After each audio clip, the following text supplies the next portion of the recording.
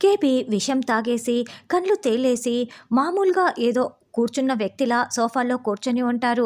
ఇదేది గమనించుకొని భూమి, మామయ్య మా పెళ్ళి అయిన తర్వాత మీరు రెండో పెళ్ళి చేసుకున్న దాని వెనుక మీ స్వార్థం లేదు, మీ త్యాగమే ఉందని గగన్ బావకి అర్థమయ్యేలా నేను చెప్తాను మామయ్య అని భూమి నవ్వుతూ మాట్లాడుతూ ఉంటుంది. అయితే కేపీ ఊకొట్టకపోయేసరికి మామయ్య మామయ్య మాట్లాడరేంటి అని భూమి కేపీ దగ్గరికి వచ్చి తడుతూ ఉంటుంది. దాంతో కేపీ రక్తం కక్కుతూ కింద కుప్పకూలిపోతాడు. మావయ్య మావయ్య ఏంటి నోట్లో నుంచి రక్తం వస్తోంది అని భూమి కేకలు పెడుతూ ఉంటుంది. ఆల్రెడీ గగన్, శారద ఇద్దరు కారులో బయలుదేరి వస్తూ ఉంటారు. ఇక కేపీని హాస్పిటల్లో చేర్పించటంతో ట్రీట్మెంట్ స్టార్ట్ చేస్తారు. శరత్ చంద్ర, అపూర్వ, మీరా, భూమి అందరూ కూడా బయట వెయిట్ చేస్తూ ఉంటే లోపల ట్రీట్మెంట్ జరుగుతూ ఉంటుంది. అయ్యో ఏంటండి ఇలాంటి పని చేశారు అని మీరా ఏడుస్తూ ఉంటే అప్పుడే శారదా, గగన్ అక్కడికి వస్తారు.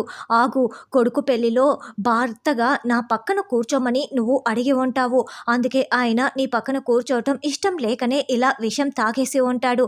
నీ వల్లనే ఇప్పుడు ఆయన చావు బతుకుల్లో ఉన్నాడు, నీ వల్లనే నువ్వు వెళ్ళటానికి వీల్లేదు, నువ్వు అలా అడిగి ఉంటావు, అందుకే ఆయన నన్ను విడాకులు ఇవ్వమని చెప్పాడు, నీ వల్లే అని మీరా అరుస్తూ ఉంటే ఆపు చిన్నమ్మ అంటూ గగన్ గట్టిగా అరుస్తూ ఉంటాడు. విడాకులు ఇవ్వమంటే ఇవ్వకుండా సంతకం పెట్టకుండా వెళ్ళిపోయింది మీ ఆయన, మీరైనా ఒప్పించి మీ ఆయన చేత మా అమ్మకి విడాకులు ఇప్పించండి, మా అమ్మ విడాకులు ఇవ్వటానికి సిద్ధంగానే ఉంది, అమ్మ విడాకులు పేపర్స్ మీద సంతకం పెట్టమ్మా అని చిన్నమ్మ మీరే ఆయన చేత సంతకాలు చేయించాలి, విడాకులు ఇప్పించేలా చేయాలి అని, అమ్మ నువ్వు సంతకం పెట్టమ్మా పెట్టు అని గగన్ పెన్ను ఇవ్వటంతో ఇక శారద ఏడుస్తూనే సంతకం చేస్తూ ఉంటుంది. భూమి టెన్షన్ పడుతూ ఉంటే శరత్ చంద్ర చాలా సంతోషంగా చూస్తూ ఉంటాడు.